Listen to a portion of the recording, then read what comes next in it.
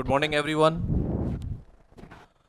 Welcome everyone. आज इसमें हम पार्ट 2 करने जा रहे हैं एनालिसिस के पेपर का। पहले पार्ट में हम लोगों ने 1 से लेके 50 तक के क्वेश्चंस डिस्कस किए थे और आज जो 51 से लेके 100 तक के जो क्वेश्चंस हैं वो डिस्कस करेंगे। एनालिसिस का पेपर आपको ध्यान ही होगा कि एनालिसिस में रियल एनालिसिस और कॉम्प्लेक्स एनालिसिस दोनों पार्ट्स इसमें आया करते हैं। तो अभी जो हम क्वेश्चंस लेने जा रहे हैं 51 से लेकर के और 100 तक के क्वेश्चंस, उम्मीद है आप लोगों ने पिछला वाला पार्ट पूरा किया होगा और 50 क्वेश्चन आप लोगों ने निपटा लिए होंगे। ये आ जाइए क्वेश्चन नंबर 51 पर। क्या मेरी आवाज और वीडियो सही आप तक पहुंच रहे हैं? प्लीज एक बार बता दीजिए मुझे। और यहां देखिए, the cross ratio of the 4 point Z1, Z2, Z3, Z4 taken in order, taken in this order, taken in order Z1, Z2, Z3, Z4। अब देखिए इसमें क्या है, 6 ऑर्डर डिफाइन किए गए हैं। जो आपके क्रॉस रेशियोज हैं इसमें आपके करीब 24 बन जाते हैं, क्योंकि यहाँ पर अगर हम 4 पॉइंट की बात करें तो इनको आप फैक्टोरियल 4 तरीके से अरेंज कर सकते हैं। लेकिन फैक्टोरियल 4 तरीकों में भी बहुत सारे ऐसे क्रॉस रेशियो होते हैं जो आइडेंटिकल होते हैं। तो ऐसे में Z1, Z2, Z3, Z4, अब देखिए इसमें जो इसका रिजल्ट है Z1 minus Z2, Z3 minus Z4, Z2 minus Z3, Z4 minus Z1, ये बिल्कुल करेक्ट है। इसको याद करने का तरीका मैंने बताया था आपको कि पहले आप Z1, Z2, Z3, Z4 order में लिख लो, फिर उसके बाद पहले वाला छोड़ के Z2, Z3, Z4, Z1 मतलब साइक्लिक ऑर्डर कंप्लीट कर लो। तो ऐसे में आपको ये क्रॉस रेशियो मिल जाएगा। सबसे ईजिएस्ट वाला क्रॉस रेशियो याद रहता है। इसके अलावा अगर आप इसमें और क्रॉस रेशियो देखना चाहो तो डिस्टिंक्ट क्रॉस रेशियो 6 है। टोटल क्रॉस रेशियो बात करोगे तो 24 होंगे, क्योंकि 24 तरीकों से आप इसको अरेंज कर सकते हैं फैक्टोरियल 4 तरीकों से। तो इसमें जो रिजल्ट है आपका ये 24 सेकंड वाला हो जाएगा। ये बी ऑप्शन करेक्ट है।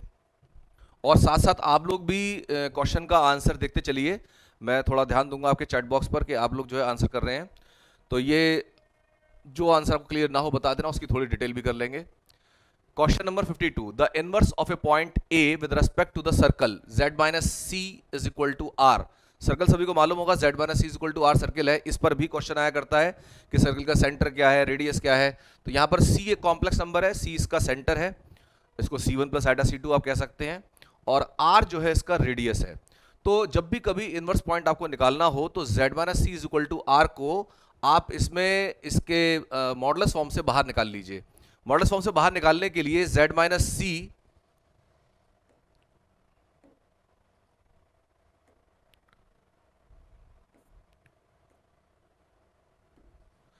जो आपका Z माइनस सी है, तो Z माइनस सी और Z बार माइनस सी बार इसे कर लेंगे। कैसे किया है ये? हमने यहां पर इसका स्क्वायर कर लिया, इधर भी स्क्वायर हो गया। मॉड Z का जो स्क्वायर होता है आर स्क्वायर हो जाएगा। तो यहां पर उससे हमने कर लिया। अगर mod Z equal to R है आपका, तो mod Z square equal to R square, और मॉड Z स्क्वायर ये होता है Z बार, ये ध्यान रखना चाहिए। तो बस यहां पर हमने इसको ले लिया।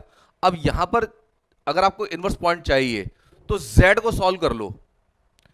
जब हम इसको सब्जेक्टिव में सॉल्व करते हैं तब तो यहां पर आ जाएगा Z के Z डैश कर लो और बाकी चीज सॉल्व कर लो। तो यहां पर जो Z माइनस सी है इसकी वैल्यू हो जाएगी R square upon Z bar minus C bar. इस C को भी उधर अरेंज कर दिया तो Z हो गया आपके पास C plus R square upon Z bar minus C bar. अब आप ये देखें कि किस पॉइंट का आपको इनवर्स पॉइंट चाहिए था।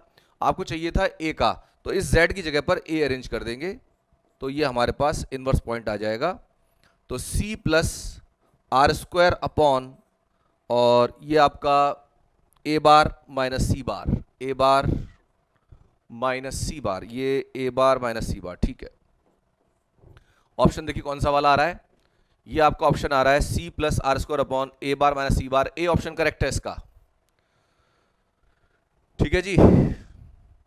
तो अगर ये समझ में आ रहा है इसे ओके करें। Next 53, the bilinear transformation which maps the point Z is equal to Z1 is equal to 1, Z2 is equal to minus iota, Z3 is equal to minus 1 into the points. तो ये भी cross ratio से संबंधित question है।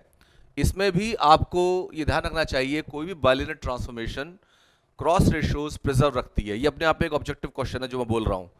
तो कोई भी bilinear transformation हमेशा क्रॉस रेशियो प्रिजर्व रखती है। तो आप Z से W में जा रहे हैं, W से Z में जा रहे हैं, क्रॉस रेशियो प्रिजर्व रहेगा। तो जो क्रॉस रेशियो आपको रखना हो वो आप रख लीजिए। इजीएस्ट वन जो अभी लिखा हुआ था हमारे पास, W1, W2, W3, W4, इसको आप बराबर कर देंगे Z1, Z2, Z3, Z4 के। अच्छा, अब इसमें एक चीज और ध्यान देनी है कि आपका चौथा पॉइंट इसमें नहीं है। चौथा पॉइंट नहीं है, क्यों नहीं है? क्योंकि आपको मैपिंग ही तो निकालनी है। तो मैपिंग के लिए आपको जनरलाइज्ड फॉर्मेशन करना पड़ेगा W और Z में। तो अगर हम फॉर्मूला अपना ध्यान रखें तो हमारे पास है W1 minus W2, W3 minus W4। W4 को W लिख लेंगे। अब W4 की जगह W रख लेंगे, जो हमारा जनरल कोऑर्डिनेट रहेगा। फिर इसका W2 से स्टार्ट कर दो, W2 माइनस W3, फिर उसके बाद में W4 की जगह W और माइनस के W1। फिर इधर आ जाइए, सेम बिल्कुल पैटर्न Z बना दो, Z1 माइनस Z2, और फिर आपका Z3 माइनस Z, और नीचे आप कर दीजिए इसमें, इसका ये हो जाएगा Z2 माइनस Z3, और यहां पर Z4 की जगह Z माइनस Z1। ये आपका जो है क्रॉस रेशो अब आ गया जो प्रिजर्व रहेगा। और ये अगर आपका प्रिजर्व है तो इस समय आप इसको सॉल्व कर लेंगे W और Z में, और सॉल्व करने के बाद आप जब इसमें W Z रिजल्ट निकालोगे, सारे पॉइंट रखने हैं, Z1 का मान, Z2 का मान, Z3 का मान, W1 W2 W3 मान से रख दो और सॉल्व करके निकालेंगे तो इसका ए ऑप्शन आ जाएगा। आफ्टर सॉल्विंग, सॉल्व करने के बाद इसका ऑप्शन आप ए लगा देंगे। Next question, the cross ratio Z1, Z2, Z3, Z4 is real if and only if 4 points lie on। जब भी कभी आप देखें ना, ये सीसीएस क्वेश्चंस के लिए कह रहा हूं कि बोथ ए एंड बी जैसी चीजें लिखी दिखाई दें तो ज्यादातर ये करेक्ट होती है, क्योंकि दो ऑप्शन है। अगर आपको जरा सा भी डाउट हो रहा है तो वो ऑप्शन करेक्ट ही निकलेगा। सर्किल पर भी होता है, स्ट्रेट लाइन पर भी होता है। अगर यहां पर बात करें क्रॉस रेशियो अगर रियल है, ये मान अगर रियल हो जाए, ये तो सर्किल में स्ट्रेट लाइन दोनों में लिखवाया हुआ है, नोट बनवा के लिखवाया हुआ है मैंने, तो यहां पर ये आपका both A and B option correct हो जाएगा। जो चार पॉइंट हम कंसीडर कर रहे हैं, Z1, Z2, Z3, Z4, इनसे बनने वाला क्रॉस रेशो अगर प्योरली रियल हो जाता है। इसके बाद आ जाइए 55 क्वेश्चन पर, every bilinear transform which has only one finite fix point alpha can be put in the form. यहां पर जो आपका ऑप्शन है ये आपको याद रखना चाहिए, ये सब करवा के दिखाया हुआ है मैंने, ये बी ऑप्शन करेक्ट है। ये रटने वाला सवाल है, 1/W minus alpha is equal to 1/Z minus alpha plus lambda. इसके बाद में आ जाइए question number 56, fixed points and the nature of a Boolean transformation W is equal to Z minus 1/Z plus 1। इसमें क्या हुआ, ये सवाल में ये चारों ऑप्शन देखा जाए तो पूरी तरह सही नहीं है, क्योंकि इन्होंने पूछा fix points and the nature of the bilinear transformation. तो अगर आप फिक्स पॉइंट निकालना चाहते हो तो W की जगह आप यहां पर Z रख दोगे। भाई अगर मान लीजिए फिक्स पॉइंट कह रहे हैं, फिक्स पॉइंट वाला जिसमें चेंज ना आए, W Z रख दोगे, तो Z को लेकर सॉल्व करेंगे तो Z स्क्वायर की वैल्यू जो है 1 के बराबर आएगी, और Z is equal to plus minus iota point आ रहे हैं, और ये दो जगह दिखाई दे रहे हैं, इसमें भी। लेकिन गलती ये कर दी, यहां पर पैराबोलिक ट्रांसफॉर्मेशन नहीं हो सकती, क्योंकि अगर मॉड Z की वैल्यू 1 हो जाए तो ये इलिप्टिक ट्रांसफॉर्मेशन होती है। तो यहां पर इसमें अगर साथ में इलिप्टिक लिखा होता तो बहुत अच्छा रहता। तो आप चाहें तो अपनी तरफ से यहां पर इलिप्टिक लिख लेना, तब ये ऑप्शन पूरी तरह करेक्ट होगा, क्योंकि पैराबोलिक लिखने की वजह से गलत हो गया। ये ऑप्शन नंबर 4 जो है आपका पैराबोलिक नहीं होना चाहिए था, क्योंकि जो आपके फिक्स पॉइंट्स आ रहे हैं, फिक्स पॉइंट तो निकाल लोगे ना, फिक्स पॉइंट्स निकालने के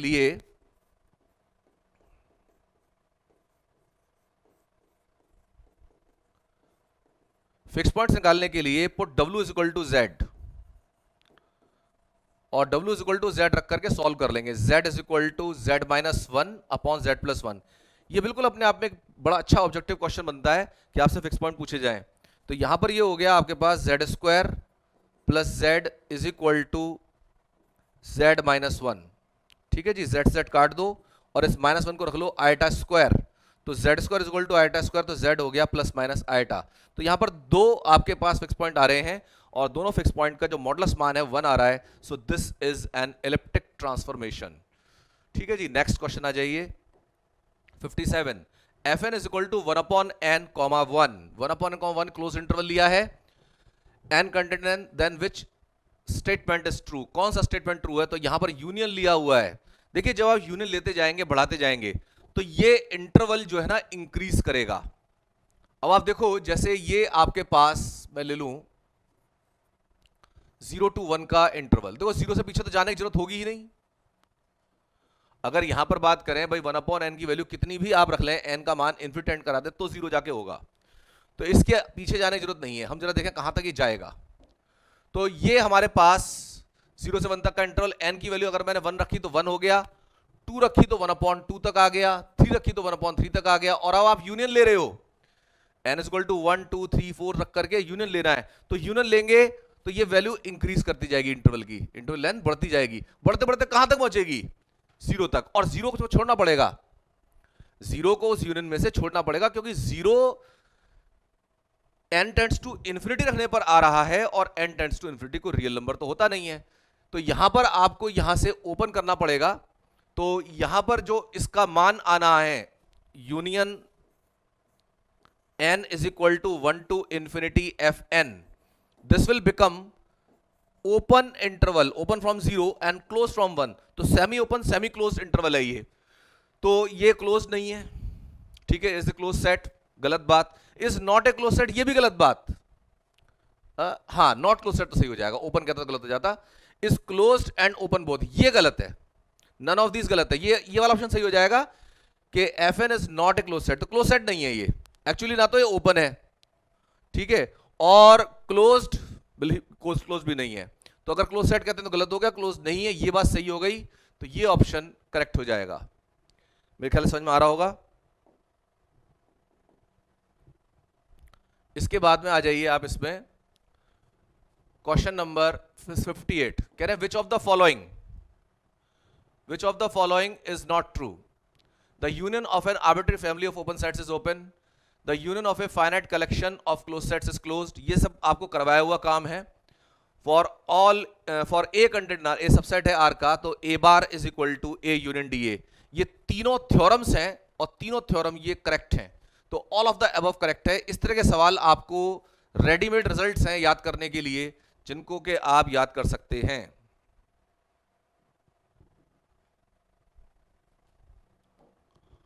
हाँ जी, नेक्स्ट 59 फॉर द सेट। अच्छा इसका पहले एक बार आंसर तो ऑप्शन लगा दूं, हाँ लगा दिया, ठीक है। 59 for the set S 1/m plus 1/n m contained in n contained in n derived set ds of S। इसका derived set अगर निकाला जाए, देखिए m और n दोनों यहां पर वेरी करेंगे, तो एक एक करके वेरी कराओ। आप 1/m को फिक्स कर लो या 1/n को फिक्स कर लो। अगर आपने 1/n फिक्स करा तो 1/m में जैसे जैसे वैल्यूज डालते जाएंगे ये सारे के सारे इसके लिमिट पॉइंट्स आते जाएंगे, तो 1/m काइंड के या 1/n काइंड के लिमिट पॉइंट्स हो जाएंगे। लेकिन जब दोनों वेरी करेंगे एक साथ तो 0 भी लिमिट पॉइंट आएगा। तो ऐसे में इसका जो ऑप्शन हो जाता है 1/m such that m contained in n and union 0, ये करेक्ट ऑप्शन हो जाता है। तो ये हमारे पास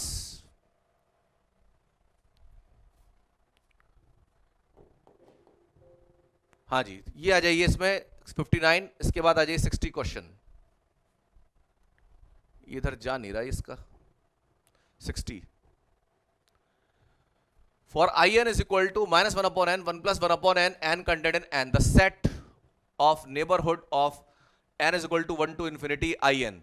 तो यहां पर भी देखिए जो सेट ऑफ नेबरहुड कह रहे हैं in के लिए n is equal to 1 to infinity, ये किस सेट का नेबरहुड है? तो यहां पर अगर आप इसे इंटरसेक्शन लेते चले जाए -1/n से 1 plus 1/n का, तो जैसे आप इसमें n is equal to 1 डालेंगे तो -1 से +1 आएगा, -1 से +1 तक का इंटरवल। और उसके बाद में जैसे जैसे वैल्यूज इंक्रीज करते जाएंगे n की, अब जैसे ये देखिए यहां पर ये आपका -1 से +1 तक का इंटरवल है, और -1 से +1 तक के इंटरवल में n इक्वल टू 1 रखा मैंने। फिर जब 2 रखेंगे तो ये 1 + 1/2 बनेगा, तो ये 3/2 यहां मान लीजिए 1 + 1/2 कर लेते हैं इसे। और यहां पर जब रखा 2 तो माइनस के 1/2, तो माइनस के 1/2 ये 0 और ये माइनस के 1/2 यहां कहीं। इसका 3 रखेंगे तो माइनस के 1/3, तो माइनस के 1/3 ये और 0 की तरफ चला जाएगा। और जब यहां पर रखा 1 + 1/3 तो 1+1/3, 1+1/2, 1+1/3, ये और नजदीक आ जाएगा 1+1/3। तो ये वैल्यूज जो है डिक्रीज होती चली जाएंगी। ये सेट बताइए कहां की तरफ डिक्रीज कर रहा है, तो कौन सा सेट है जिसका ये नेबरहुड हो जाएगा? The set of neighbourhood of n is equal to 1 to infinity। हाँ जी, इसका आंसर देंगे क्वेश्चन नंबर 60। क्या 0 और 1 इन्वॉल्व आएंगे इसमें?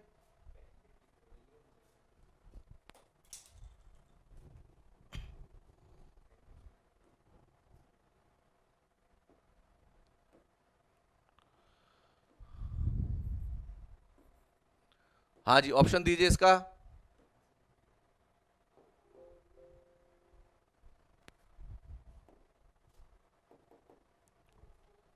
बी ऑप्शन, ए ठीक है, ए सही है ऑप्शन इसका, क्योंकि 0 और 1 दोनों को इन्वॉल्व करेगा। ये जो ओपन इंटरवल आ रहा है इसमें 0 और 1 हमेशा रहेंगे, तो ऐसे में इसका ऑप्शन ए करेक्ट हो जाएगा। इसके बाद आ जाइए इसमें next question 61। Which of the following statements is correct? Which of the following statements is correct? D of R minus Q is equal to R. R minus Q का मतलब ये है कि इसमें से आपने rational number, set of real numbers में से सारे रैशनल नंबर बाहर कर दिए, इर्रेशनल नंबर का कलेक्शन है। तो D of R minus Q is equal to R, ठीक है, ये करेक्ट हो जाएगा, क्योंकि अगर आप इर्रेशनल नंबर्स का कलेक्शन लें और उसके लिमिट पॉइंट्स का कलेक्शन बनाएंगे तो पूरा रियल नंबर सिस्टम आ जाएगा। डी ऑफ 0 1, ये पूरा क्लोज इंटरवल 0 to 1 आ जाएगा। और इसके बाद में जब आप लेते हैं m अपॉन m प्लस 1, तो ऐसे में ये सेट आपका m अपॉन m प्लस 1 लेकर के m टेंड्स टू इन्फिनिटी करते हैं, तो m कॉमन लेके बाहर निकाल दो, तो आपका जो रिजल्ट है इस समय 1 आ जाएगा। तो इसका जो ड्राइव्ड सेट है केवल 1 लेकर के आएगा। इसका मतलब ये तीनों ऑप्शन इसके करेक्ट हो जाएंगे। तो एक बड़ा अच्छा सवाल है जिसमें 3 सवाल आपको मिल रहे हैं एक ही सवाल में। भाई आने वाले जो अब तैयारी जैसे आप लोग कर रहे हो, तो आपको तो इसमें बेनिफिट है, आपको तो इसमें 3 ऑप्शन या कई 3 सवाल आपको इसमें मिल रहे हैं। Next question, the derived set of S 1 3 7 11, बताइए इसका ऑप्शन दीजिए क्या होगा?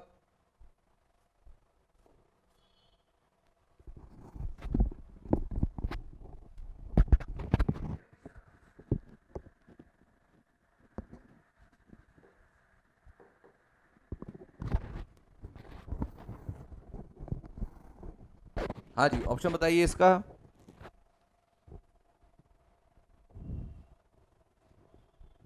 बी ऑप्शन, एम्प्टी सेट, बिल्कुल। एक्चुअली होता क्या है कि जब हमारे पास फाइनाइट सेट होगा तो फाइनाइट सेट का जो ड्राइव्ड सेट है वो हमेशा एम्प्टी हो जाएगा। फाइनाइट सेट में कोई भी उसका लिमिट पॉइंट एग्जिस्ट नहीं करता है। Next, neighbourhood of 1/2, neighbourhood of 1/2। देखिए नेबरहुड 1/2 के लिए पहली बात तो 1/2 सेट में होना चाहिए। अगर 1/2 सेट में नहीं है तो फिर वो सेट उस पॉइंट का नेबरहुड नहीं हो सकता। तो ऐसे में बी इसका नेबरहुड नहीं है, बी नेबरहुड नहीं है तो इसको छोड़ दीजिए। इसके अलावा 1/2 इसके अंदर है, लेकिन 1/2 के अबाउट अगर हम छोटा सा इंटरवल क्रिएट करें तो उस इंटरवल में कुछ बाहर के पॉइंट भी आ जाएंगे। जबकि हम बात करते हैं कि अगर कोई सेट किसी पॉइंट का नेबरहुड है तो उसके पास एक ओपन इंटरवल होना चाहिए जो उस पॉइंट को कंटेन करता हो। तो यहां पर 1/2 की बात करें तो 1/2 देखो आपके पास ये 1/2, तो 1/2 के आसपास अगर आप छोटा सा इंटरवल क्रिएट करते हो तो 1/2 से लेकर के ये इंटरवल जहां तक भी जा रहा है 1/2 प्लस एप्सिलॉन कह लेते हैं, तो ये सारे पॉइंट सेट से बाहर हैं। तो ऐसे में ये सेट 1/2 का नेबरहुड नहीं हो सकता। Set of real numbers, R तो देखो अपने हर एक पॉइंट का रियल नंबर, हर एक पॉइंट का जो है नेबरहुड होता है, इसकी तो कोई बात ही नहीं है। तो ये तो हमेशा ही नेबरहुड रहेगा। R is a neighbourhood of each of its points. तो इसमें इसका सी ऑप्शन करेक्ट हो जाएगा। For any two real numbers A and B, 64 question, 1 and only 1 a greater than b is equal to b greater than a is satisfied. This is law of trichotomy. ये सारे law पता होने चाहिए। Archimedean property है, monotonic property है, law of ट्रांसिटिविटी है, ये सारे रिजल्ट्स, सारे जो नाम है ये सब पता होने चाहिए आपको। Let A B any subset of R, then which of the following is true? देखो A bar is equal to A into A पहले भी एक बार दिख गया है हमें। डी ए इज क्लोज, ये नया ऑप्शन है, ये भी नया ऑप्शन है, लेकिन यहां पर ये सब थ्योरम्स के रूप में करवाया हुआ है मैंने आपको। अगर ए बी का सबसेट है तो डी ए डी बी का सबसेट है, और D A is closed, D A हमेशा क्लोज्ड होता है, सेट ऑफ लिमिट पॉइंट्स हमेशा क्लोज्ड होता है। इसका मतलब ये सारे ही करेक्ट हो जाएंगे, तो इसका मतलब ऑल ऑफ द अबव पर आपको इसको टिक कर देना चाहिए। Next question, range of the sequence -1 to the power n is the set. Range का मतलब डिस्टिंक्ट पॉइंट्स का कलेक्शन। सीक्वेंस में जितनी टर्म्स आएंगी वो सारी डिस्टिंक्ट टर्म्स आप इकट्ठी कर लो, वो रेंज बन जाती है। तो इस समय केवल 2 ही पॉइंट इसमें आ रहे हैं, -1 और +1। n की वैल्यू बढ़ाते जाओ, 1 2 3 4 रखते जाओ। जब जब ऑड नंबर रखोगे तो -1 आएगा, इवन नंबर रखोगे तो +1 आएगा। Next question 67, the sequence r to the power n converges to 0। ये एक एग्जाम्पल है। इसको थोड़ा सा अगर आप ध्यान करें ज्योमेट्रिक सीरीज के कंसेप्ट से, तो मॉडुलस r की वैल्यू <1 होने पर ये कन्वर्जेंट होता है। तो ये आपका ऑप्शन सी करेक्ट हो जाएगा। इसमें कई सारे सवाल ऐसे मैंने मार्क करवाए हैं आपको, जिनको आपको रिजल्ट के रूप में याद कर लेना है। सॉल्विंग में नहीं जा सकते, सॉल्विंग में जाएंगे तो आप पेपर कभी कंप्लीट नहीं कर पाएंगे। इसमें भी 5-7 सवाल इस तरह के हैं जिनके रिजल्ट अगर आपने याद किए हैं तो आप उनको वहां पर टिक कर पाएंगे। Sorry, the value of m such that, यहां पर जो ये कंडीशन दी गई है, ये सीक्वेंस के अंदर मैंने भी आपको सॉल्व करवाया हुआ है क्वेश्चन ये, कि इस तरह से क्वेश्चन क्रिएट किया जा सकता है कि n की क्या वैल्यू हो कि ये कंडीशन हमेशा सेटिस्फाई हो। मतलब n की वो m वैल्यू क्या होगी। एक्चुअली क्या होता है सीक्वेंस में, जो कहते हैं कि for given epsilon greater than 0 the sequence converges if there exist some m such that Sn minus l mod is less than epsilon for all n greater than equal to m। तो जो दिया हुआ epsilon होता है वो ये यहां दिखाई दे रहा है 1/5 की जगह पर, जो l होता है वो यहां दिखाई दे रहा है। हमें ढूंढना है m कि कितनी टर्म्स के बाद में ये रूल हमेशा फॉलो होगा। जैसे आप कहें भाई n = 1 के लिए होगा, तो n = 1 के लिए नहीं होगा। अगर आप n = 1 डाल दें तो ये मान 5 से कम नहीं, 1/5 से कम नहीं आएगा। तो ये कब ऐसा होगा कि 1/5 से कम हो जाए, ये हम सॉल्व करके निकालते हैं। इसके लिए मॉडुलस की जैसे हमारे पास बेसिक प्रॉपर्टी है कि मॉडुलस ऑफ x अगर मैं कहूं लेस देन a है,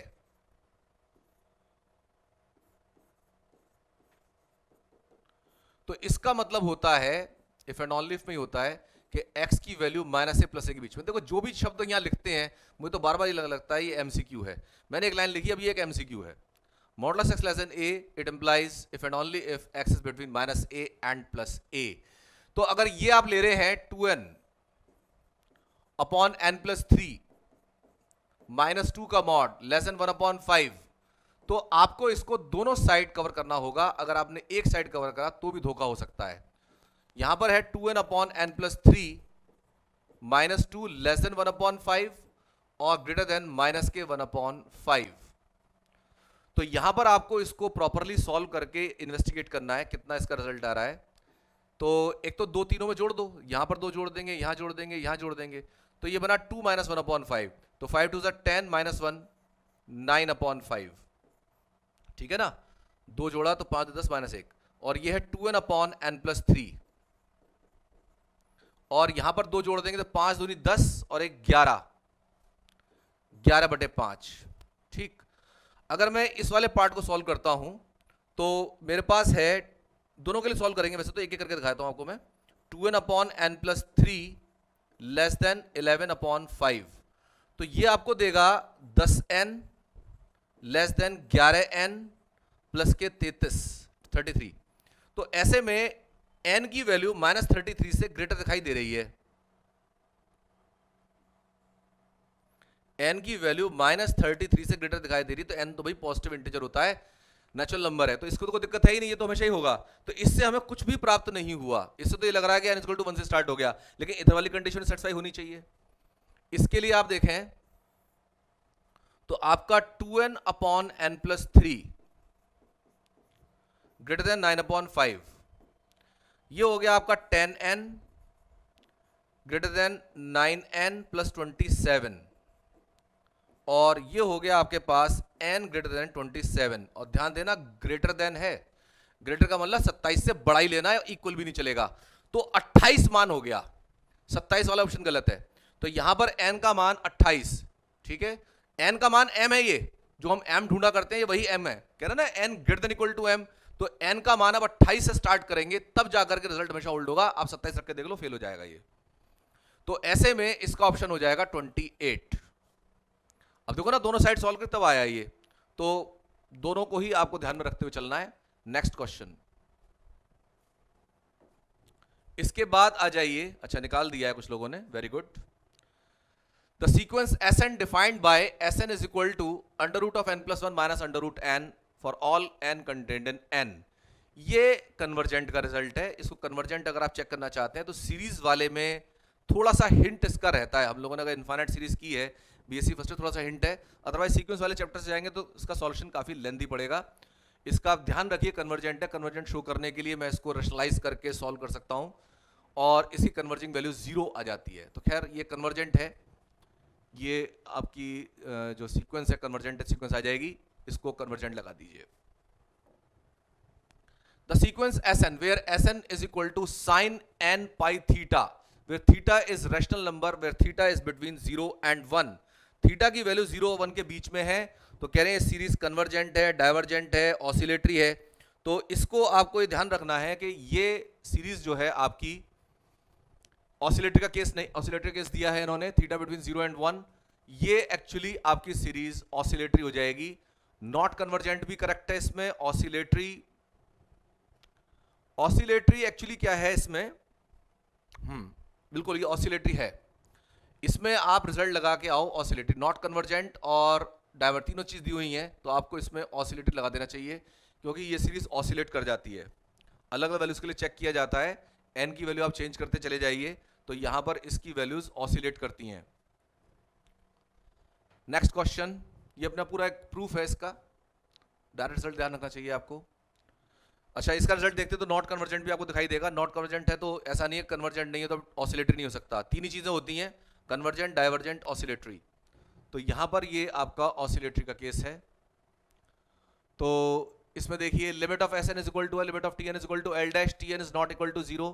एक बहुत ही सिंप्लीफाइड थ्योरम है ये, इसमें रेशनल किया गया, इसका रेशनलाइज किया गया, Sn अपॉन Tn क्वोशिएंट लिया गया इसका। तो Sn अपॉन Tn लेंगे तो limit of Sn upon limit of Tn होता है L upon L dash. Limit of Sn Tn करेंगे, Sn अपॉन Tn करेंगे तो limit of Sn upon limit of Tn, तो ये L अपॉन L डैश के बराबर हो जाएगा। So option C is correct. हाँ जी, आज क्वेश्चन नंबर 72 पर यहां पर दिया है n+1 n+2 and so on n+n to the power 1 upon n। तो इसमें Sn लेट करेंगे, Sn is equal to n+1 n+2 and so on n+n upon n to the power n। ये Sn ये सोच के लिया जाता है कि यहां पर जब Sn की पावर 1 अपॉन n लेंगे तो पूरा पूरा फैक्टर दोबारा बनना चाहिए। इसको सॉल्व करने के लिए आपको जो थ्योरम बताई गई है, limit of Sn to the power 1 upon n is equal to limit of Sn plus 1 upon Sn, मैंने बताया हुआ था रूट टेस्ट और रेशियो टेस्ट का एक क्रॉस लिंक बनता है। तो यहां पर हम उसी चीज को यूज करने जा रहे हैं। तो इसके लिए आपको एक तो लिखना है Sn+1, तो Sn+1 लिखेंगे तो n+2 आएगा, n+3 आएगा और एंड सो ऑन करते करते n+n भी आएगा। अच्छा, इसके बाद में जब यहां पर हम n की जगह n+1 कर रहे हैं तो ये n+1 प्लस n+1, तो ये 2n+2 बनेगा। तो असल में क्या है, यहां पर एक फैक्टर 2n+1 और एक 2n+2 ये और आना है, नीचे n+1 की पावर n+1 ये आएगा। इंपॉर्टेंट बात ये है कि यहां पर दो फैक्टर आपके बढ़ जाएंगे, एक नहीं, क्योंकि लगातार इंटीजर आ रहे हैं। आप देखो अगला टर्म जब भी लिखेंगे आप Sn+1 लिखेंगे तो आपको 2n+2 तक जाना पड़ेगा। तो ये तो 2n तक जा रहा है, तो 2n+2 तक गया तो एक फैक्टर 2n+1 का और यहां पर रहेगा। और अब आपको करना चाहिए डिवाइड, तो यहां पर आपको करना है limit Sn to the power 1 upon n और ये होगा लिमिट Sn+1 अपॉन Sn। तो यहां से देखो जो फैक्टर कट रहे हैं, थोड़ा सा मैं क्योंकि रफ में काम कर रहा हूं तो काट सकते हैं, तो यहां से लेके यहां तक के फैक्टर कट जाएंगे। ठीक है जी, ये दो फैक्टर बचेंगे 2n+1 और 2n+2, ये ऊपर बचेंगे। नीचे एक फैक्टर बच रहा है आपके पास n+1 और ये जाएगा नीचे, और इसको ब्रेक करके लिखो n+1 की पावर n और n+1 पावर एक खोल के लिख रहे हैं, ऊपर है n की पावर n। ठीक है जी, इस तरह से। और अब इसमें से एक n बाहर निकालेंगे, इसमें से एक n बाहर निकालेंगे, इसमें से एक n बाहर निकालेंगे, बल्कि 2n ही बाहर निकालो, तो लिमिट रहेगा यहां पर 2n और 2n, बचा क्या क्या, यहां बचा 1 + 1/2n, 1 + 1/2n, और यहां से निकाला तो 1 + 2/2n, ये 2n है, यहां पर थोड़ा सही कर देता हूं इसको,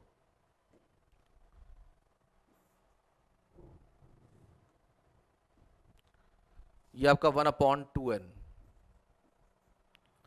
और n की पावर n, नीचे नीचे n + 1 n + 1, इसमें से भी एक n बाहर निकालो, तो ये n + 1 n + 1, इसमें से एक n निकाला तो n और फिर n, और ये 1 + 1/n, स्क्वायर ही कर लेते हैं, जगह भी कम है यहां पर, और ये इसमें से एक n बाहर निकालेंगे तो n की पावर n, और यहां पर ये हो गया 1 + 1/n whole power n, n की पावर n काटो, ये दोनों n काटो, लिमिट n टेंड्स टू लगाओगे तो 1/50 0, 2/50 0, ये 1 × 1, यहां से 4 बचा, नीचे यहां भी 1 बचा, ये e बनता है, limit n tends to 1 + x/n to the power n, e की पावर x होता है, तो ये e की पावर 1 नीचे बन गया, तो टोटल आ गया आपके पास 4/e, तो आपका ऑप्शन डी करेक्ट हो जाएगा इसमें, तो डी को लगा देंगे। तो क्वेश्चन नंबर 72,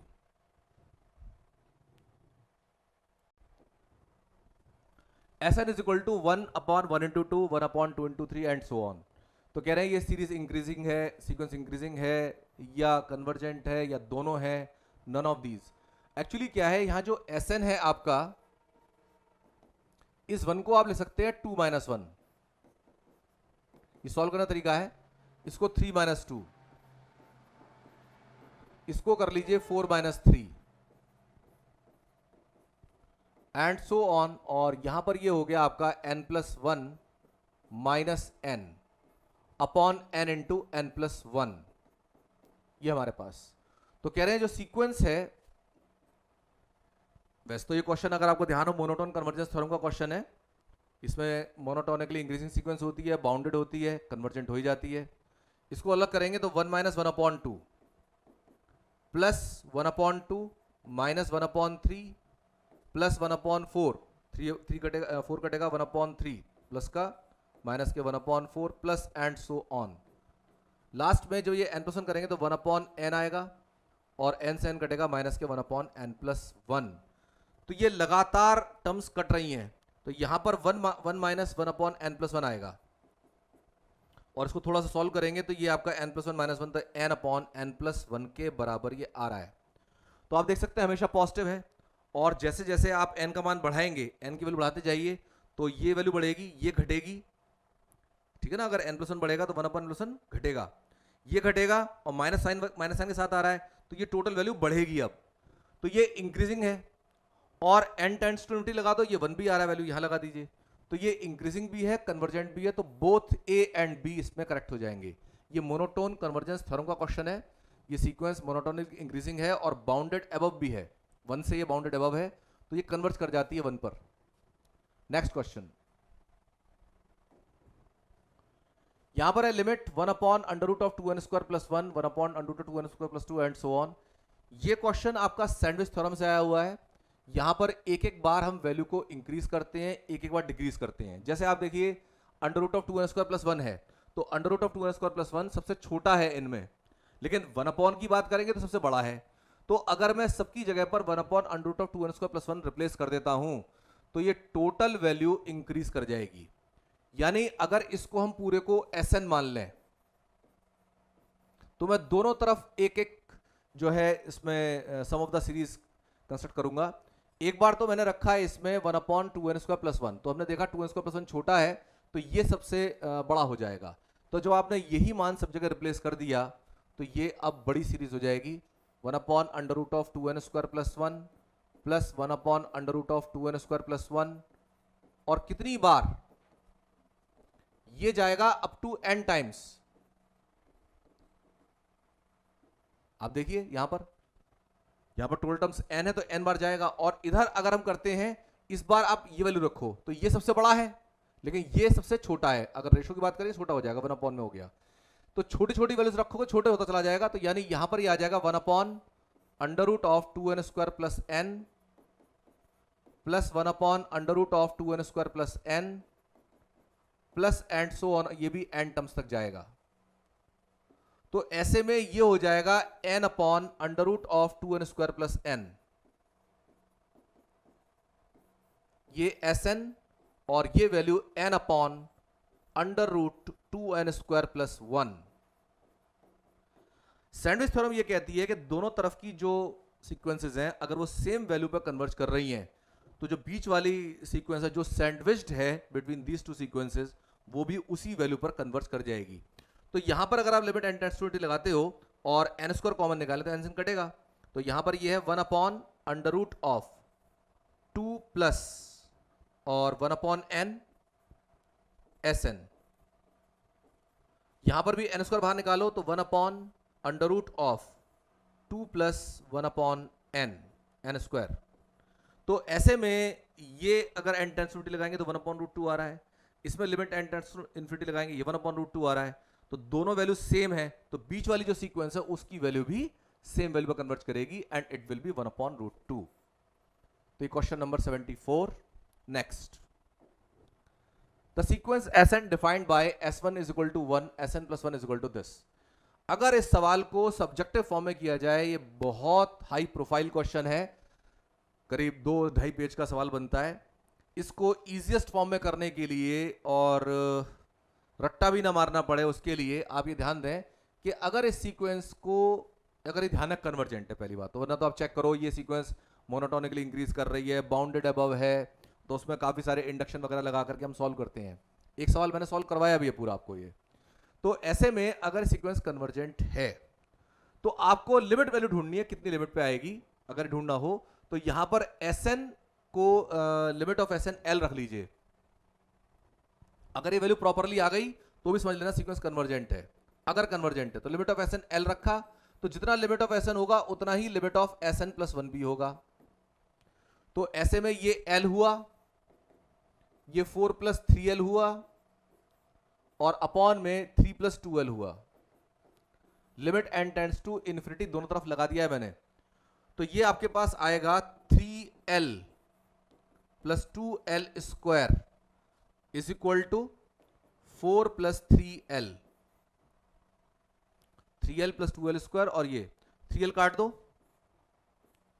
L² = 2, L = ±√2। इसमें भी L का मान √2 ही लिया जाएगा क्योंकि सीक्वेंस में कोई भी टर्म जो है नेगेटिव नहीं है, तो इसलिए इसका मान कभी भी नेगेटिव नहीं हो सकता। L की वैल्यू √2 के बराबर ही आ जाएगी। तो यहां पर जो हमारे पास सीक्वेंस है ये कन्वर्जेंट है और इसका मान √2 के बराबर भी है। सीक्वेंस की जो कन्वर्जिंग वैल्यू है उसकी वैल्यू √2 के बराबर है। तो दिस वाज 75। 76 सेम केस इसमें है। यहां पर भी सीक्वेंस जो है ये मोनोटोनिक इंक्रीजिंग है, बाउंडेड है, ये भी मोनोटोन कन्वर्जेंस थ्योरम का एक एग्जांपल है। इसमें आप L रखेंगे Sn + 1 को और इसमें L रखेंगे लिमिट ऑफ Sn को और इसको सॉल्व कर लें, ये हो गया L² = 2 + L। तो यहां पर ये कर लो L² - L - 2 = 0। तो L के रूट्स इसमें कर लें तो -2 + 1, तो L + 2 और L - 1, -2 + 1 -2L + L।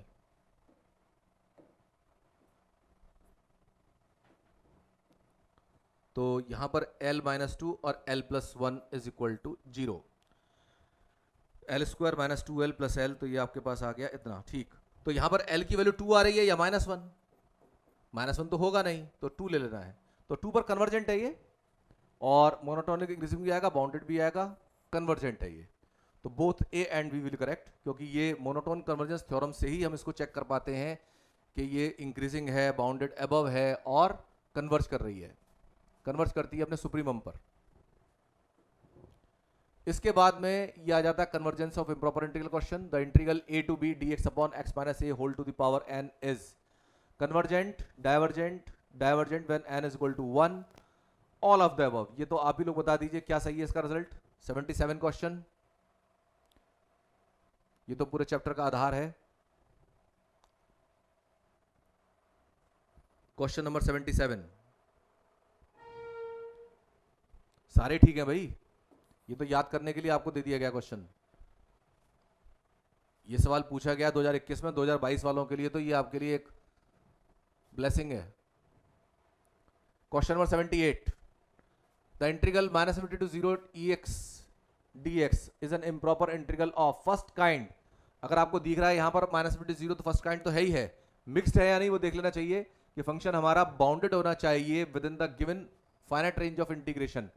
देखो इन्फिनिटी डालने से अगर इन्फिनिटी हो तो कोई दिक्कत नहीं है, फंक्शन फिर बाउंडेड रहता है। लेकिन यहां पर अगर आप देखें तो 0 डालने से एक बार 0 से बना रहा है और e की पावर -50 भी 0 होता है, तो ये वैल्यू सारी सारी इसमें फिक्स वैल्यू आ रही है, तो सेकंड काइंड का तो चांस ही नहीं है।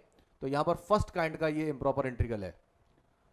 तो नेक्स्ट क्वेश्चन आ जाते हैं 79, the integral 0 to infinity e to power -a² x² cos bx dx is, this is an absolutely convergent integral. ये सॉल्व करा है हमने पूरा।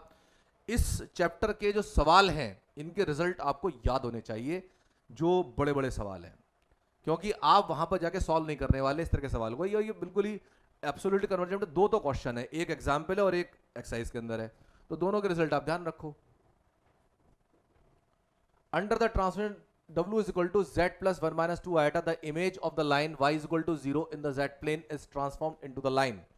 देखिए y is equal to 0 की बात कर रहा है, तो यहां पर एक तो आपके पास z को रखना पड़ेगा x plus iota y, w को रखना पड़ेगा u plus आइटा v, और फिर आपको इसमें कंपैरिजन करना पड़ेगा y is equal to 0 रख करके।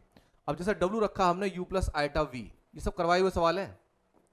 z है आपका x plus आइटा y और प्लस के 1 minus 2 आइटा। प्रॉपरली सॉल्व करें फिर तो हमें रियल पार्ट अलग, इमेजिनरी पार्ट अलग सॉल्व करना चाहिए।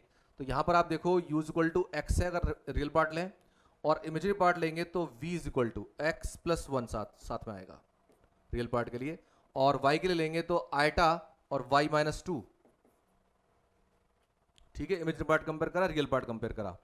और अब आपको चाहिए y is equal to 0 के लिए, तो y is equal to 0, v is equal to -2 दे रहा है, आंसर आ रहा है यहां पर देखो y is equal to 0 put करो, y is equal to 0 put करा तो v is equal to -2 आ गया। ठीक है जी, तो आ जाइए next question. For any complex number z is equal to x into power iota y, if x and y both are positive, the principal value of the argument lies between। यहां पर जो z दिया है आपको x cos y plus iota sine y। ठीक है, इन्होंने कहा x and y both are positive.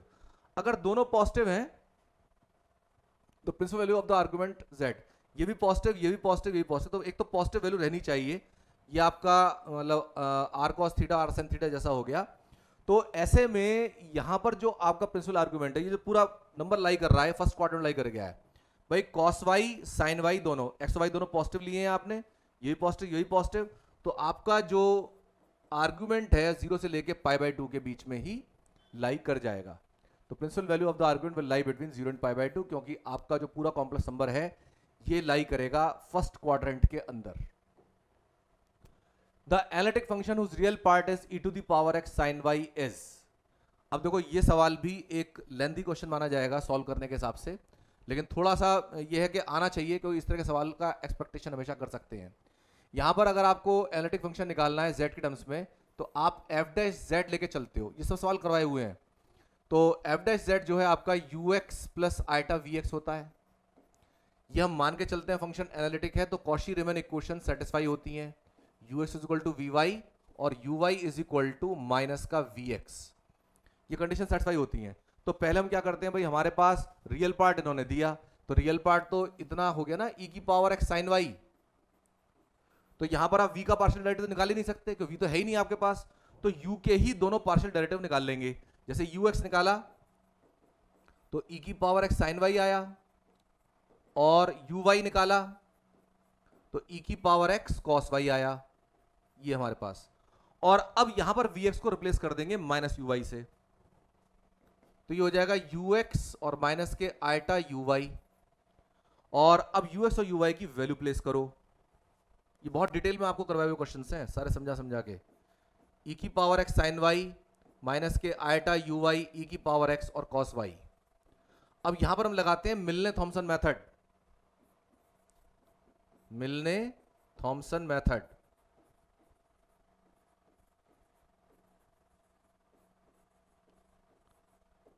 इसमें क्या करते हैं, x को z और y को 0 कर देते हैं। Put x is equal to Z and y is equal to 0।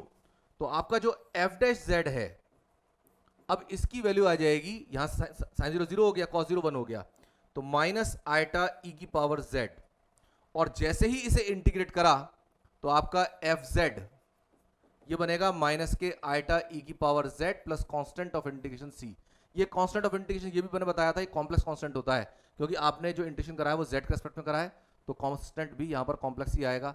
तो एफ जेड जो है आपका माइनस आइटा ई की power z plus constant, and this is option C. अगर ये पूछ ले कांस्टेंट रियल है, प्योरली इमेजिनरी है या कॉम्प्लेक्स नंबर है, तो फिर उसको सॉल्व करना पड़ता है, तभी निकाल सकते हैं। तो फिलहाल आपके पास कांस्टेंट की केवल बात की गई है, तो ये इससे आ जाएगा। वो तो काफी लंबा प्रोसेस है कि प्योरली इमेजिनरी है या नहीं। इसके बाद में कह रहे हैं the domain of convergence of the series. Series दी है आपको eta z minus 1 upon 2 plus eta whole to the power n। जब भी कभी डोमेन निकालना हो तो जो आप पावर सीरीज में रेडियस ऑफ कन्वर्जेंस निकालते हैं उससे थोड़ा सा अलग चलते हैं। इसमें यहां पर क्या है, ये पूरा का पूरा आपका un जैसा हो गया। तो यहां पर un जो है हमारे पास eta z minus 1 upon 2 plus iota का फॉर्म है। तो यहां पर ये पूरा का पूरा अगर आप लेते हैं मॉडुलस ऑफ un, ये un इतना हो गया, तो un पूरा ही ले low power n, power n। तो un मॉडुलस ऑफ पावर में 1 अपॉन n करेंगे तो ये आपका रह जाएगा modulus of iota z minus 1 upon 2 plus iota, ये हमारे पास। और इसमें आइटा कॉमन लेके बाहर निकालो तो मॉडुलस ऑफ आइटा, तो modulus of z minus 1 upon iota, तो z प्लस आइटा हो जाएगा। ध्यान देना जरा इस बात पर, आइटा बाहर निकाला तो 1 अपॉन आइटा बना, 1 अपॉन आइटा यानी कि माइनस आइटा, तो प्लस आइटा हो जाएगा। और नीचे under root of 4 plus 1 2 plus iota का मॉड, और आइटा का मॉड 1 होता है, तो ये आपका रह गया modulus of z plus iota upon under root of 5। अच्छा, ये जो है हमारा है रूट टेस्ट। तो लिमिट अगर लगाते हैं तो इसकी वैल्यू लेस देन 1 करते हैं। तो जैसे ही आपने लिमिट करा डिस्प्ले, तो इधर तो कुछ है ही नहीं क्योंकि n बचा ही नहीं, इसमें यहां भी कोई n कुछ नहीं है, तो इसकी वैल्यू लेस देन 1 होनी चाहिए।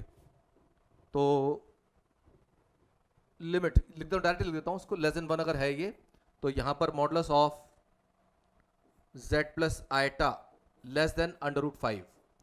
तो इसका जो डोमेन ऑफ कन्वर्जेंस है z plus iota mod root 5 से लेसर होना चाहिए।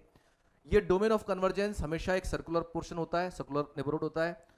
आइटा के अराउंड ये बनेगा सर्कल, यानी आइटा इसका सेंटर होगा। अगर z minus of minus iota करें तो 0 माइनस आइटा, तो 0 माइनस 1 जो है इसका सेंटर होगा, और अंडर रूट 5 इसका रेडियस होगा। इस तरह का इसका डोमेन ऑफ कन्वर्जेंस है, ये निकाल सकते हैं। तो 83 का ऑप्शन ए हो जाएगा। 84 the transmission t is said to be normalized if AD minus BC is equal to 1। ये तो रटने वाला सवाल है, AD minus BC is equal to 1। 85 for the transmission T1Z is equal to Z plus 2 upon Z plus 3 and T2Z is equal to Z upon Z plus 1। T2 inverse T1Z is, ये value T2 inverse T1Z is। इसके लिए आपको क्या करना है भाई, आपको एक तो T1Z चाहिए और T2Z भी चाहिए। तो T2Z तो है, T2 इनवर्स निकालना पड़ेगा इसके लिए। तो T2 इनवर्स कैसे निकालोगे, T2 इनवर्स को निकालने के लिए put T2Z is equal to W। तो यहां पर W is equal to Z upon Z plus 1 हो जाएगा ये। तो यहां पर इसको सॉल्व करो Z के लिए, तो Z प्लस 1, तो ZW plus W is equal to Z। यहां से आपको मिलेगा Z और W minus 1 is equal to minus का W, और यहां पर आप इसे कर लीजिए Z is equal to W upon 1 minus W। ये आपका बन गया F इनवर्स W।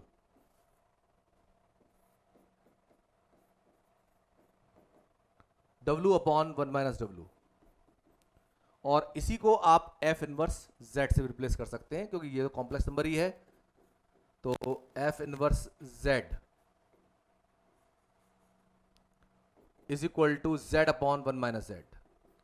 तो ये F इनवर्स Z का फॉर्मूला आ गया आपके पास। अब आप प्रॉपरली सॉल्व करके से निकाल सकते हैं। T1Z आपके पास है, तो T1Z है आपके पास Z+2 अपॉन Z+3, और आपको T2 इनवर्स T1Z चाहिए, तो T2 इनवर्स T1Z पर जब ऑपरेट होगा तो आप समझिए क्या होगा। यहां पर आपको करना है, जब यहां पर लगाएंगे, ये F लिख दिया मैंने, T2 इनवर्स था ये, तो T2 इनवर्स जब निकालेंगे आप तो आपको करना है Z यानी ये सारा का सारा Z+2 अपॉन Z+3, और नीचे 1 माइनस Z+2 अपॉन Z+3। थोड़ा सा सॉल्व करेंगे, Z+3 काट देंगे इसका, तो Z+2 तो ऊपर बच रहा है, नीचे आ रहा है Z+3 माइनस Z माइनस 2, तो यहां पर ये Z+2 ही आ रहा है केवल, यानी आपका ऑप्शन डी करेक्ट हो जाएगा। ये F इनवर्स हटा के इसको आप T2 कर लेंगे,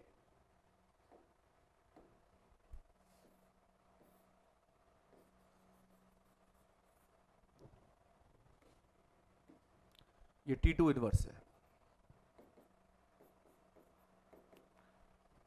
ठीक है जी, तो इसका डी ऑप्शन करेक्ट हो जाएगा।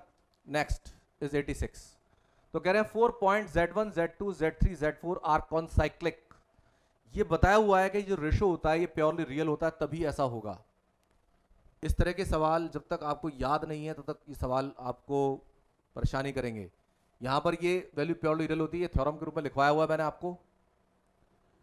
87, every bilinear transformation with two fixed points alpha and beta can be put in the form। इसको किस फॉर्म में डाला जा सकता है, ये आपको करवाया हुआ सवाल है, बताइए। ये भी रटने वाला क्वेश्चन है।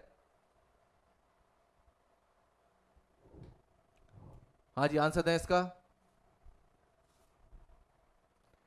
चैट बॉक्स में देख रहा हूं, अभी आप लोग तैयारी है नहीं, तैयारी शुरू कर दो। Option A 87, after that 88। Bilinear transform which transforms the half plane IZ is greater than 0 into a unit circular disk modulus W less than equal to 1। इस पेपर को ना आधार बना के चलो, उसके हिसाब से तैयारी करें आप।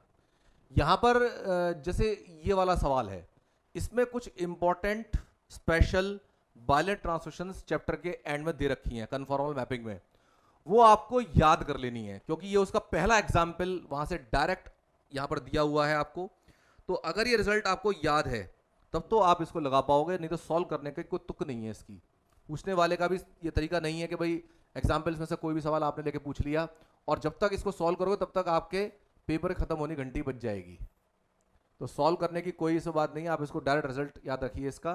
W is equal to e to the power iota lambda Z minus alpha upon Z minus alpha bar. Next 89, which of the following is not true. कौन सा इनमें से ट्रू नहीं है।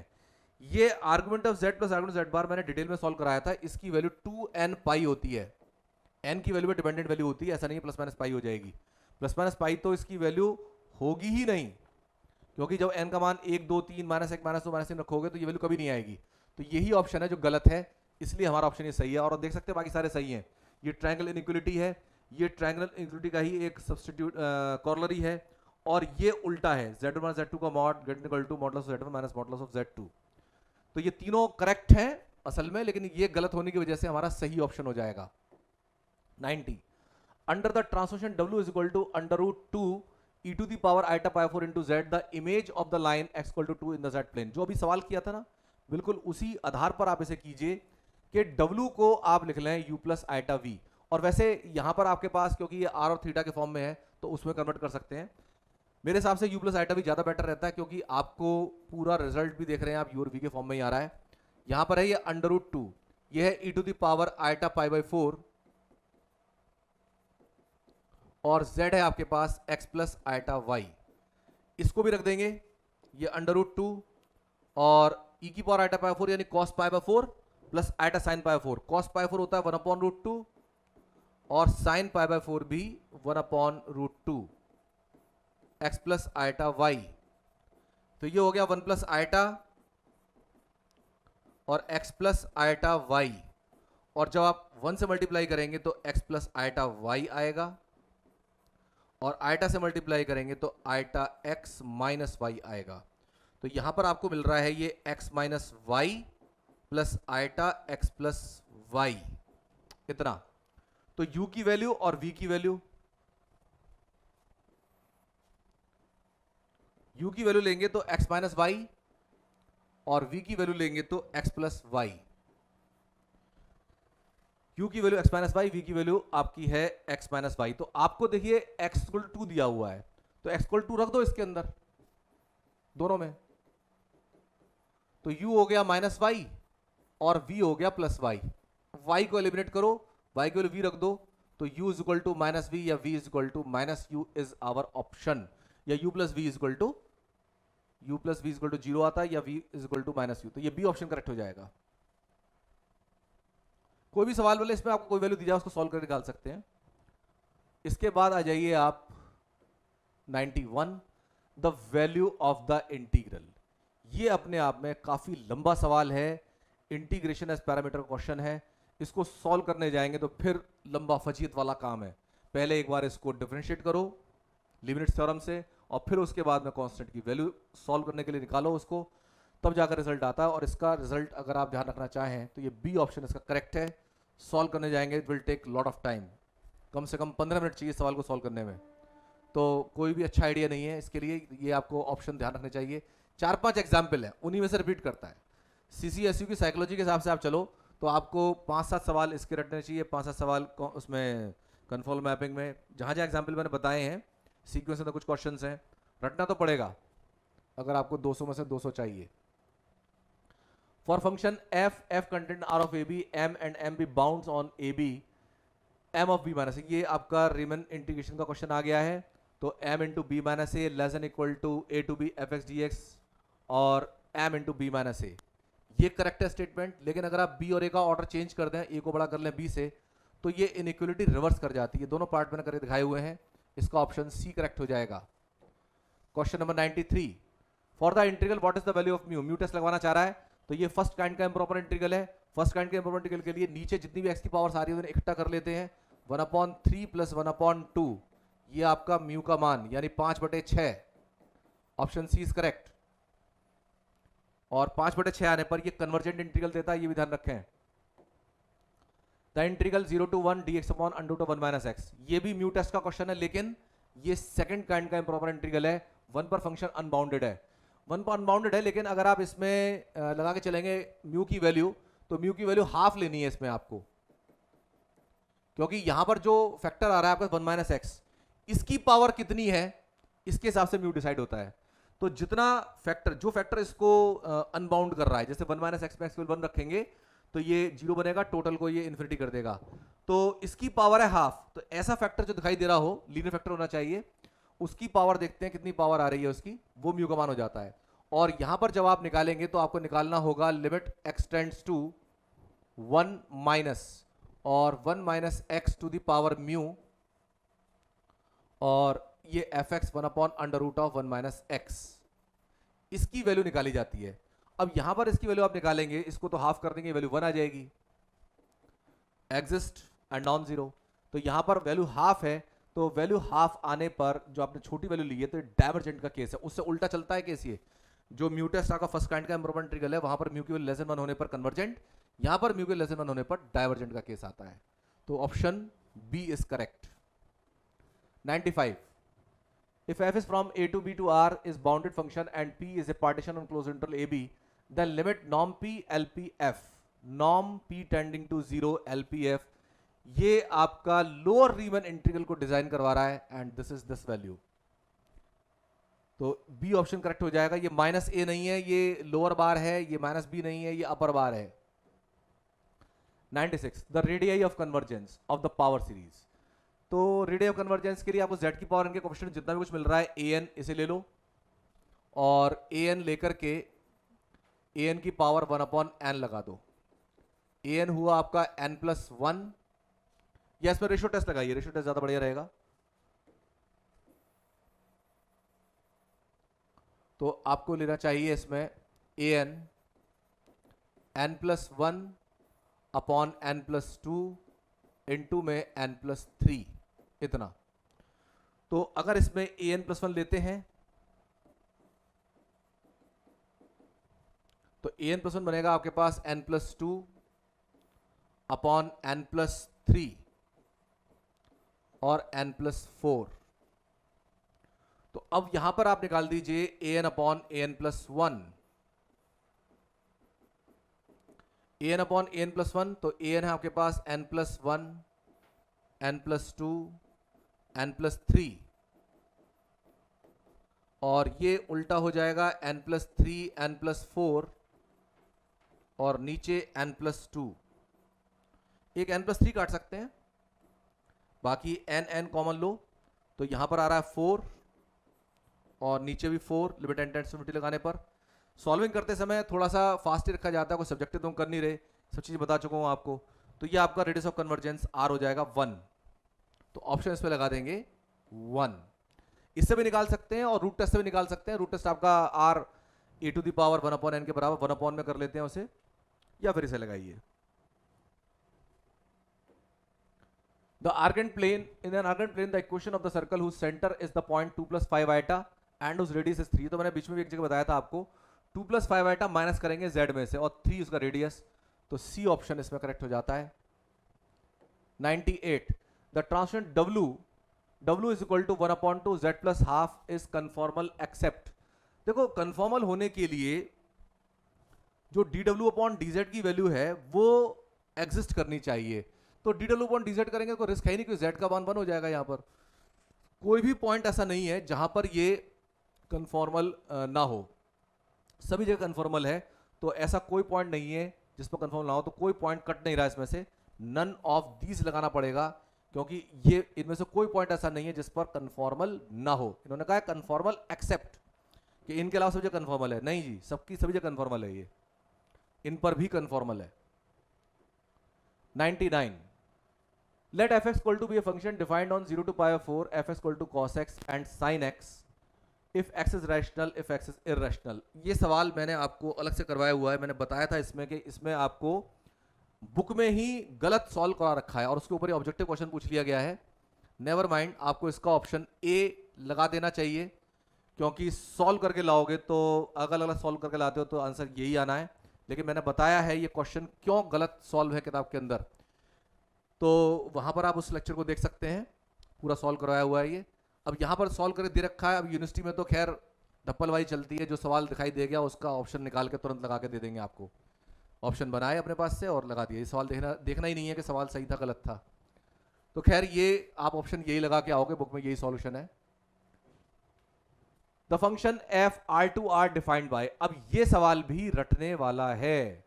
यहां पर ये आपका सीक्वेंस का question f is from r to r, sorry continuity का क्वेश्चन है ये। तो limit n tends to infinity, limit t tends to infinity.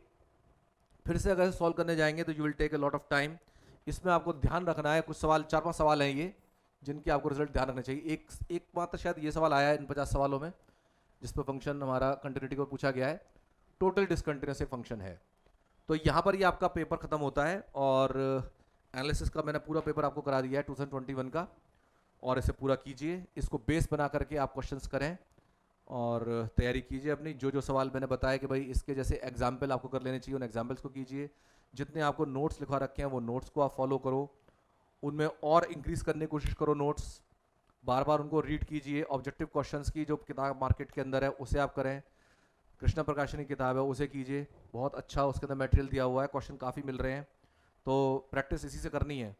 पिछले भी जो स्टूडेंट्स करते रहे, 1 साल से ही किताब मार्केट में है ये, तो रिजल्ट सही मिला है लोगों को। कोई उसमें प्रॉब्लम आ रही है, कोई मिस्टेक लग रही है तो आप डालिए व्हाट्सएप ग्रुप में, मैं उसको सॉल्व करवा दूंगा। ठीक है जी, all the best to all of you. तो आज की क्लास को यहीं ओवर करते हैं। Good bye.